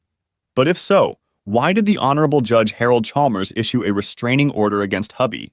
What could have persuaded His Honor to take such serious action? Could it be the fact that Judge Chalmers will soon be running for re-election? Behind her, a political ad appeared on the screen with the caption, "Re-elect Judge Chalmers in November." And it could also be, Gertie continued, that 3 weeks before the humiliated hubby was served with the restraining order, the judge received a nice campaign contribution from a prominent local advertising agency. Behind Gertie, the official list of campaign donors appeared on the screen. The entry McKenzie Advertising Agency, $10,000, was circled in red. Gertie tilted her head and winked at the camera. I'm not suggesting that the judge acted because Jack McKenzie, Mrs. Hubby's secret lover, paid him. You can draw your own conclusions about that. What I'm saying is that I think we all owe poor humiliated hubby a fat apology. Wow, just wow, enthused Wes as Dash turned off the video. That should give Marlene and her boyfriend something to worry about. He reached out to hug Dash but held back. Still, his appreciation was evident. Dash, you're a genius. That looked convincing to me. Thanks, she said. But again, the big question is how the Interverse will react. She smiled at him. Why don't you go get lunch for us? We'll have plenty of information by the time you get back. When Wes appeared with a bag from the deli, Dash beckoned him over. Come look at this, she encouraged, pointing to her monitor. When he peered over her shoulder, he saw that she was scrolling through an endless list of comments, many of which contained emoticons and GIFs. What are those? He asked. That, she replied smugly, is the #humiliated hubby Twitter feed. Gertie's latest episode sparked a flurry of comments on Twitter. And that's just one segment of the reaction. Gertie's show is getting its own reactions on YouTube, and then more on Instagram and elsewhere. Looks like a lot of people have already watched that last segment. Can you believe it? And now they're taking different sides. She paused to stare at the screen. As far as I can tell, Hubby's team is ahead of Mrs. Hubby's team by about 70% to 30%. Wes froze for a moment, trying to comprehend what was being said. Suddenly, he glanced at the screen. Wait a minute, are you saying that 30% of the audience is on Marlene's side? She waved her hand dismissively. Don't worry about it. You'll always have the crazies. As the saying goes, haters gonna hate. What matters is that you've gone from zero to hero to the vast majority of Twitter users. He looked at her and shook his head appreciatively. Just like you said, that's what happened. I never would have believed it, but I think this storyline of yours is really working. He looked at her admiringly. You know, you're just amazing. Without thinking, he took a step toward the girl, but she pulled away. Listen, Wes, what happened between us the other day? Oh yeah, that. I just think we need to cool down a little. I know we're kind of living together and all, but I just don't know if I'm ready to... Oh no, it's okay, Dash. I totally get it. I didn't have to do that. I just got caught up in the moment. She looked at him uncertainly. I mean, I don't mean... No, really, he interrupted. I get it. Before they could say anything else, Wes's cell phone rang. When he looked at it, a strange expression appeared on his face. The call was from a number he had in no way expected to see again. His former boss, Edith Norton. Wes, she said, in a voice more pleasant than he'd realized. I'm so glad I caught you. Would you please come into the office and meet with me? I have some important information for you. I don't know, Edith. We didn't part on the best of terms the last time I saw you. I know, Wes, and I'm sorry. But some things have happened here that I think you'll want to know about. It'll be worth your attention, I promise. He started to refuse her, but then remembered the awkwardness between Dash and himself. Okay, he told her. I'll be there soon. When he pulled up to his old office building, he was greeted very differently than last time. The receptionist greeted him warmly, and then shocked him by asking for an autograph. Just as he was signing the autograph puzzled, Edith Norton herself came out to meet him. As she escorted him back to her office, he noticed the heads of the staff peeking out from behind their cubicles like prairie dogs on the Great Plains. Let me get right to the point, Wes, the woman began as soon as he was seated in her office. Last time we met, there were a lot of issues that unfortunately clouded the atmosphere. Things were said that frankly I wish I could take back. She glanced at him to see how he was taking all of this, but he kept a calm expression on his face. The truth is that your work at the firm has always been good, no, excellent in fact, and we hate to lose talent. We've all missed you here, so I'd like to offer you your job back. When he didn't respond in any way, she nervously corrected herself. I don't mean your old job, of course. We'd like to offer you a promotion, to director. He was still silent, and she hurried to continue. And not with your previous salary, of course. No, you'll get a 10% raise to match your new title. He continued to stare at her, and she became agitated. Did I say 10%? I meant to say 15%. That would put you in the top quartile of the director's salary range. And did I mention the severance pay you received? We want you to keep it as a sort of signing bonus, like professional athletes do. What do you say, Wes? I've got all the paperwork right here. If you sign this waiver, you'll have a new job waiting for you, after you've taken your 3 weeks of paid vacation, of course. He sat up straight in his seat. So, Miss Norton, you admit that I was fired for violating the prohibition against spousal abuse, which I did not commit? Do you acknowledge that my termination did not follow the procedures spelled out in the employee handbook? That's all water under the bridge, Wes. There's no need to rehash what, in retrospect, was a silly misunderstanding. Let's focus on the future. Your promotion, your pay raise, and, oh, I forgot to mention, your eligibility to participate in the bonus plan. Just sign these papers and… Wes stood up, interrupting her. Edith Norton, listen carefully. You can take the raise, the pay increase, and the new title and shove it all up your skinny micromanager ass. I'll see you in the firm in court. With those words, he sprinted out of her office, leaving his former boss with a red face and a spray of spit. As he walked down the hallway back to the exit, he thought he heard applause coming from some of the booths. But this time, there were no heads visible. After lunch, Winston Samuels called Wes and asked him to tell him about his visit to his former employer. Tell him you made no commitments, the lawyer said, and please tell him you didn't sign anything. When Wes repeated what Edith Norton had said, the stern old man grinned. It wasn't very prudent to go in there, young man, especially without a lawyer, but I can see why you did. At any rate, I don't think you've done any harm. The fact that your old boss worked so hard to get you back is a very positive sign in my opinion. Anyway, in light of her inept attempt to bribe you, I imagine we'll be hearing something from their lawyers sooner rather than later. When Dash returned, he looked a little more relaxed, and they decided to order dinner on the house. As they sliced Thai food from cardboard boxes, Dash asked him about his visit to his former place of employment, and Wes happily recounted his run-in with his former boss. From there, it seemed natural to tell Dash about the lawsuit. But Wes didn't want to look like he was trying to impress her, so he decided not to mention the amount of the suit or the possibility of a quick settlement. Still, Dash seemed happy for him. After all you've been through, Wes, I hope you get something out of this. I think you deserve a little luck for a change. The conversation broke off, and when he turned around, he saw her staring at him intently. What's the matter, Dash? She hesitated before answering. You asked me about my old life, Wes. Can I ask you about yours? Sure, ask. How did you and Marlene end up together? He rolled his eyes. I met her at a Chamber of Commerce event. She came up, introduced herself, and we talked for the rest of the evening. I called her the next day, and when we met again, it turned out we just hit it off. It was amazing. Everything I liked, she liked. Everything I liked, she liked. We were perfect for each other. Nope. And when did you start talking about something more permanent? He thought for a moment before answering. She may have said something first, but I was the one who was eager to settle down. I couldn't believe someone so beautiful and talented could be so compatible, and I didn't want to let her slip away. So you really didn't know her that well? Well, I thought I did. We were talking about our past, and she told me she was divorced when we started dating. He seemed like a real jerk to me, and I thought she did the right thing by deciding to break up with him. How long were you two dating before you got engaged? He bowed his head in embarrassment. To tell you the truth, we were married 6 months after we met. He raised a pleading gaze to her. She told me that she wasn't interested in all the social trappings of marriage. She said it was just commerce exploiting fools in love. She wanted to run away, and that suited me just fine. So right after her divorce was finalized, we went to the justice of the peace and tied the knot. It all seemed so exciting and romantic at the time. She sat in silence, mulling over what he had told her. Finally, curiosity took over. So why did you want to know about her after all? I was just curious how you two ended up together. She stood up, yawned, and stretched. I'm really tired. I think I'll go to bed early. I'll see you in the morning, Wes. He stared at the door to her room as she disappeared inside. What's this all about? He muttered to himself. The next morning, Wes's phone rang early. Mr. Hardaway, came a woman's voice. This is Winston Samuel's office.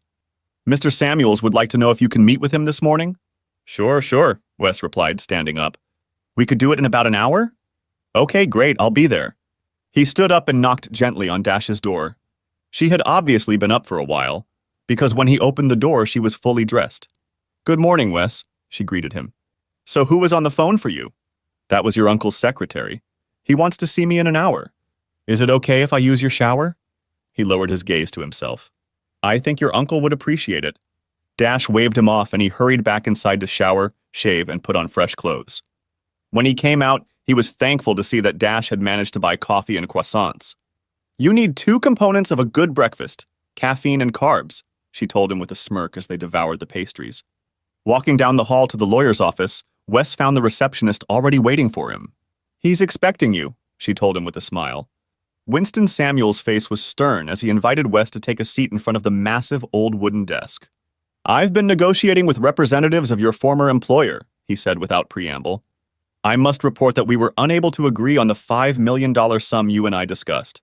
Wes couldn't help but feel disappointed. A hint of a smile appeared on the lawyer's face.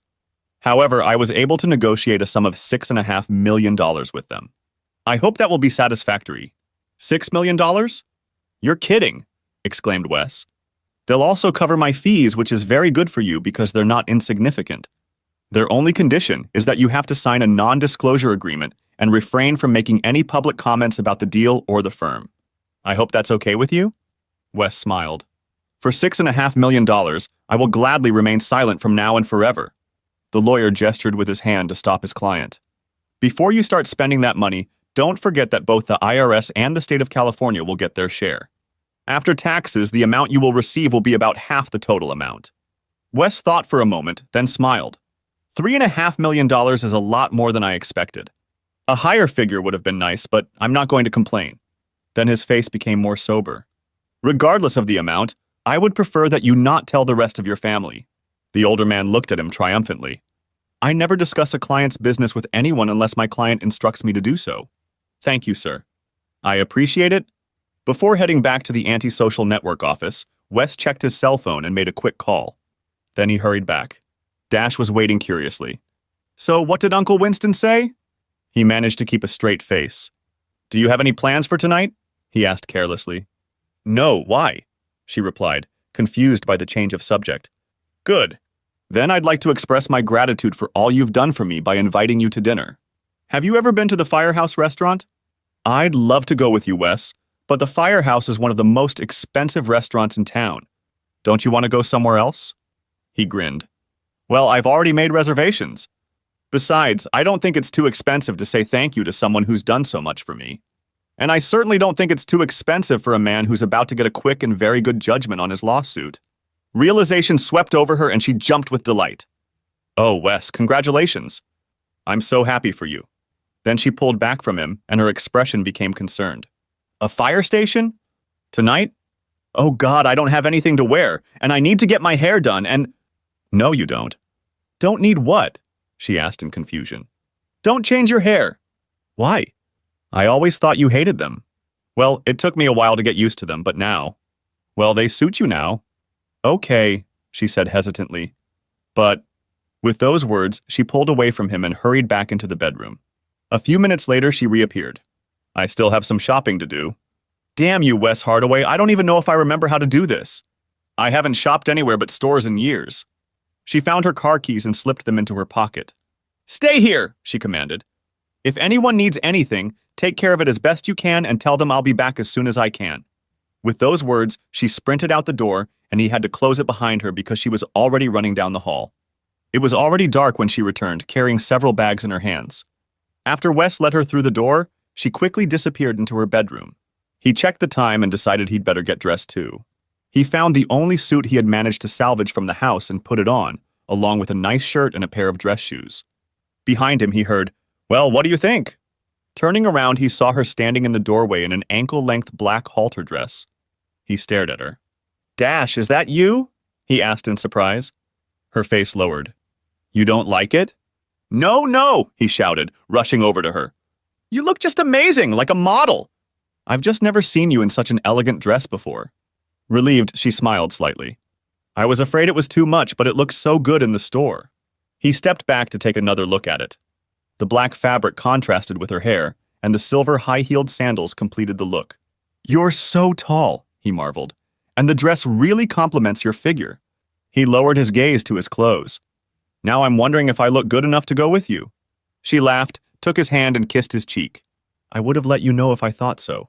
Now why don't you call us a cab? Later, as they were finishing dinner on the firehouse's brick-lined terrace, Dash took a sip from her wine glass. Then her face took on a serious expression. Wes, remember how I kind of pulled away from you the other day? He chattered happily, but his smile disappeared at her question. I remember, but it was my fault. She shook her head to interrupt him.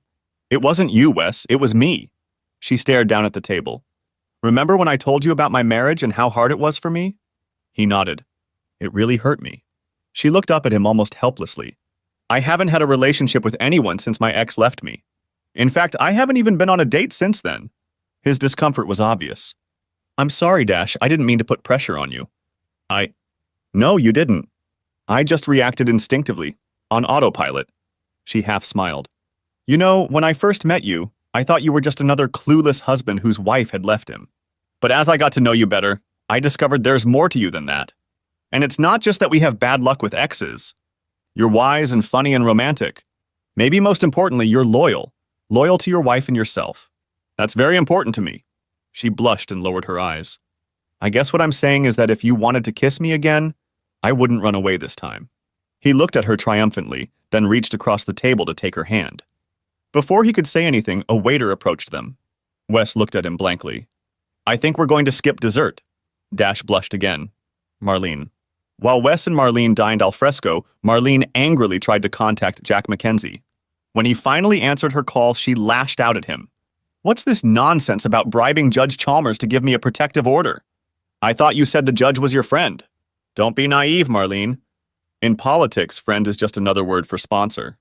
When I went to ask him for a restraining order, he made it clear to me what a great act of friendship it would take from him to do what I wanted. But that doesn't matter now, he muttered. What are you talking about? After word got out about us, the directors of the agency called a meeting today and kicked me out. How can they do that?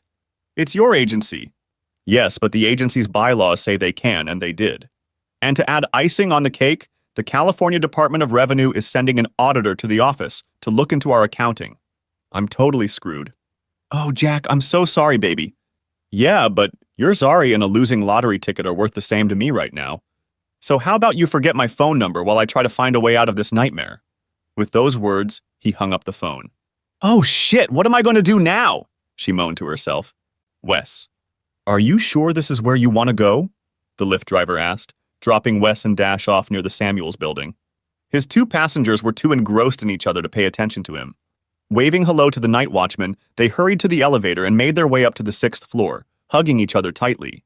Once she let them into Dash's office apartment, he reached for her again, but she fought him off.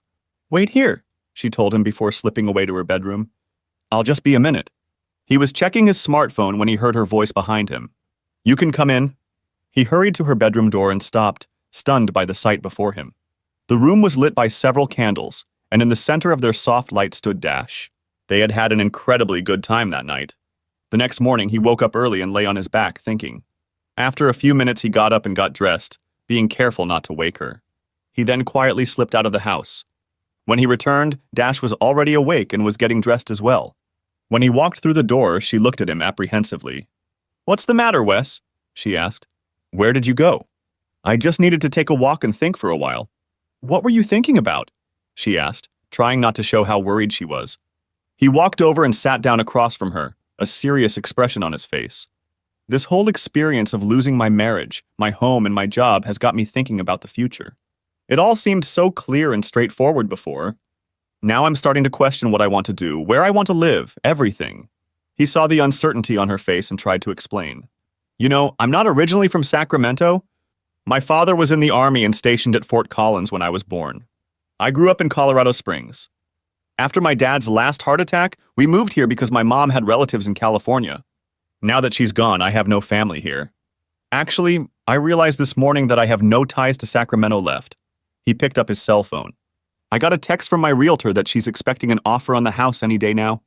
He stopped sipping the coffee she'd poured him, so he didn't notice the expression on Dash's face.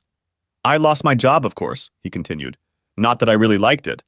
Thanks to your uncle getting compensation from me, I have some time before I have to start looking for another one. And when the divorce goes through, it'll be my last association not only with Marlene, but with Sacramento. He shrugged. I mean, it's not a bad city, but it's nothing special if you know what I mean. She managed a nod, but her face resembled a flower beginning to wilt. I've been thinking about all this, and I think I'm going to leave, start fresh somewhere else. Maybe I'll go to the Pacific Northwest. It's supposed to be beautiful there. Anyway, he paused awkwardly. I'm sorry, Dash, I know I'm not very good at this. What I'm trying to say is there any chance you'd consider coming with me? She was prepared for the worst, so it took her a moment to come to her senses. You want me to come with you? For how long? He looked uncomfortable. Well, as long as you want, really. But how long do you want me to be with you? Yep, really, I don't want you to ever leave. She gasped, wrapped her arms around his neck and didn't let go for a long time. Finally, he unclasped her hands and pulled away. I know it's a lot to ask, Dash, to leave your family, your job, and you really don't know me that well. It's just— Shut up, she interrupted. Wes Hardaway, your only problem is that you don't understand when someone says yes to you. With those words, she kissed him again, and he finally realized that she no longer needed to be persuaded. For the next few days, the lovers revolved around each other in a veritable bubble, almost oblivious to the presence of other people. However, the change in their relationship was immediately noticed by the other ladies on the floor and became a constant source of amusement. Even the two brothers realized what was going on and began rolling their eyes whenever any of them noticed the couple. But eventually realities intervened, forcing both of them outside the bubble.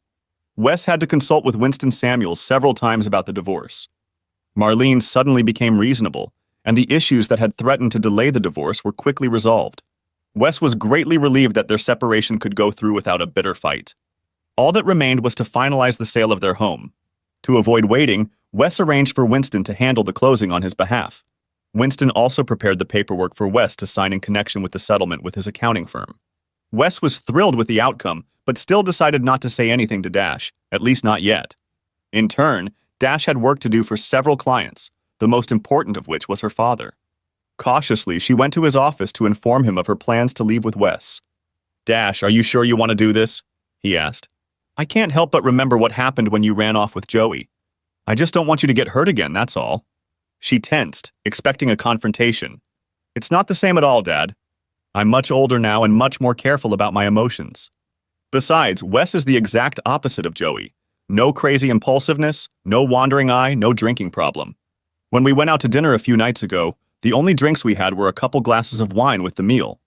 I know, her father said, surprising her. I've studied it. When she made a grimace, he asked, What? Did you think I was going to let that guy get that close to you and not check him out? I almost lost you once. I'm not going to risk it again. She started to object, but he interrupted. Wait, you haven't heard what I found yet. He smiled encouragingly at her. Anyway, everything I've been able to find out about him matches what you just said. He's tough, reliable, intelligent, and hardworking. Despite what that harpy where he worked said, the other people in his firm like and respect him. And that's not all, Dash. He was a faithful, devoted husband. The only thing I can reproach him for is being overly naive about Marlene. But if a man can be wrong, let it be on the side of faith in his partner. Leave cynicism and suspicion for the likes of me. In any case, I think you've chosen a good candidate. I'd hate for you not to be here, but if you want to go with him, I'll bless you. Oh, Papa! She exclaimed, and threw herself around her father's neck. He hugged her tightly, realizing full well that it had been a long time since she had called him Daddy. When he released her and she returned to her chair, he gestured toward where the law offices were. I'm glad you two won't have any financial problems, unlike Joey. However, I'd hate to see you close your business. You're really good at it. I know I rely on you, probably even more than you realize. She laughed. Just because I'm going with Wes doesn't mean I'm going to stop working. Basically, I can continue my business from anywhere as long as I have a laptop and a high-speed internet connection. She grinned. You're not getting rid of me that easily. I'm very glad to hear that, Dash. Then the smile left his face. Now I've learned something else I want to share with you, and Wes needs to hear it too. Maybe he can join us? Puzzled, she went in search of Wes. When the two of them returned, Trevor came over and sat on the edge of his desk. I've learned some interesting news that may affect you both. Word is that Jack Mackenzie, your ex-wife's lover, has been ousted from his agency and is under investigation for possible tax fraud. Wes shrugged. Well, I'm certainly not going to waste any tears on him. That's not all, Trevor continued. I've also learned that he and Marlene are no longer dating.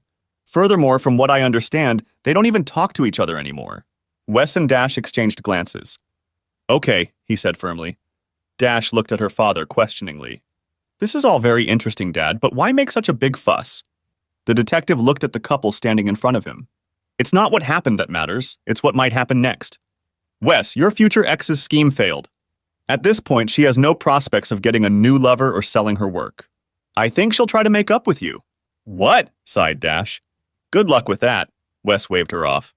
I wouldn't touch that woman with a 10-foot pole either. Trevor nodded. I understand, but don't underestimate her. If she wants to, she can put the brakes on your divorce quickly. She can have her attorney raise objections and delay the sale of the house. She can petition the court for family counseling, which could drag on for months. Dash told me about your plans to leave town. You have to realize that Marlene could put all of this off for an extended period of time. But why would she do that? Asked Wes sharply.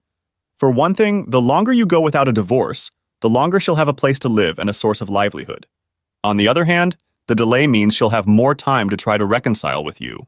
The longer you are married, the more time she has to develop a new plan. On the other hand, if she becomes aware of your financial arrangement, she could extort money from you in exchange for authorizing a divorce. What a bitch, exclaimed Wes. You don't know the half of it, Winston replied. Let me tell you what else I found out about her.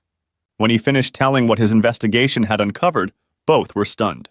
As they walked back to Dash's anti-social network office, Wes's face was white with anger. Dash was worried, for she had never seen him so testy. What are you going to do, Wes? She asked almost fearfully. What I'd really like to do is strangle her, he replied firmly. Seeing Dash's reaction, he quickly pulled her to him. Don't worry, babe, I'd never do anything like that. But after everything she put me through, I'd like to repay her somehow. She looked at him thoughtfully. I think I know someone who might be able to help us with that. He looked at her with a puzzled expression, then broke out into a smile. Gertie! They both shouted. Let me send her a message and see if she'd be interested in another installment of the humiliated hubby saga, she suggested. It was only a few seconds before the phone produced a reply. She read it, grinned, and turned the screen so Wes could read it. I want it, I want it, I want it. Read the reply message. The two of them quickly got to work, putting the information Trevor had found into a form that Gertie could use on her show. They had been working steadily for a couple hours when Wes's cell phone rang. Dash saw the name on the display and the angry expression that flashed across Wes's face. She decided to go to the bedroom to give him some privacy, but she could still hear the angry notes in Wes's voice. When it seemed like the call had ended, she walked back out. As you suspected, it was Marlene, he told her. Looks like your father timed it right. She wants me to meet with her tomorrow at our house to go over a few final details that she says need to be settled in person. She's also dropped a few hints that make me think she really wants to talk about a possible reconciliation. And I told her that I would need to get back to her. The big question is, how soon can we get this information together for Gertie, and when can she show it on her channel? If we can get it to her today, I bet she'll want to work with it right away. It might mean a late night for us, but I think it'll be worth it. Let's do it. Okay, I'll let Gertie know our plans. Great, he said. I'll call Marlene back and tell her I can meet with her tomorrow afternoon. Hopefully Gertie will have plenty of time. Dash grinned and picked up the phone. Judging by her reaction, I don't think you need to worry. Marlene. The next afternoon, Marlene was nervously checking herself in the mirror when Wes drove up to her in a lift car. At first, she was surprised, but after a moment, she realized that this could be good for her. Worst case scenario, I'll drive him back to his apartment. Best case scenario, he'll stay the night, she calculated. By the time he got up on the porch, she was already holding the door open, not even thinking about the irony of her action. When he entered, she tried to kiss him, but he pulled away. Don't rush things, she scolded herself. She gestured for him to take a seat on the couch in the living room and sat herself in the chair across from him. So, do you have the papers we need to sign? He asked. I do, she replied, spreading them out on the coffee table. But before we get into that, there's something I need to tell you. Wes, I just need to apologize to you. I've made some big mistakes and treated you very badly. This whole divorce thing is like waking up from a bad dream. I don't know what I was thinking. I was selfish and cruel, and I don't even know why. All I know is that I wish I could somehow make it up to you. He started to speak, but she hurried to continue. I think it was the prospect of selling the house that made me realize what happened. She smiled slightly at him. We had so many happy times here, when we were full of hope for the future, full of love for each other. Now I can't bear to lose that. She leaned forward, smacking her lips, a tear glistening in the corner of her eye. Wes, do you think there's any way to get that feeling back? Can't we start over? We don't have to sell the house. And honey, if you were willing to try, I'd spend the rest of my days trying to make you as happy as you deserve to be. He looked at her coldly. Let me get this straight, Marlene. You want me to forgive you for cheating on me for an unknown amount of time? Forget about the restraining order you put on me? Forget about locking me in my own home? Honey, I know I've treated you horribly, done terrible things that have hurt you and ruined our relationship. I honestly can't explain why I've done those things. It's like I've gone temporarily insane. But Wes, I've come to my senses. I realize how good we were. I remember how sweet our life together can be. Please, baby, let's not throw the good with the bad. He looked at her incredulously. Are you out of your mind? He growled, and she flinched. Let me make this perfectly clear to you. I'm an accountant. I deal with assets and liabilities. And you, Marlene, are a huge liability in my life. The sooner I get rid of you, the happier I'll be. Now, if you'll hand me the papers I need to sign, I'll go. And with any luck, it'll be the last time I see you again. Shocked, she handed him the papers the real estate agent had left behind. As he took them, she noticed that a car had pulled up to the house, its engine still idling. He signed out quickly, got up, and went to the door while she tried to find anything that might give her a chance at a relationship with him.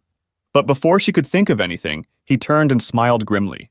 Have you ever heard of the gossipy Gertie? He asked. She couldn't help herself, she shuddered. I think you should read her latest program. You'll find it very interesting. With those words, he opened the door and walked out to the waiting car. Everything okay? Asked Dash. He nodded and smiled. Everything's fine. When they drove away, Marlene hurried back to her computer, logged onto YouTube, and found the Gertie's gossip channel. She watched nervously as Gertie began her introduction. Then, behind her back, a computer-generated banner insert appeared on the screen. Humiliated hubby, the rest of the story. Hey gossipers, judging by all your tweets, you all want to know more about the humiliated husband and his not-so-decent wife. Well, now Gertie has the latest chapter in the story for you. As you may recall, it turns out that Janetka wasn't seeking a divorce because of spousal abuse.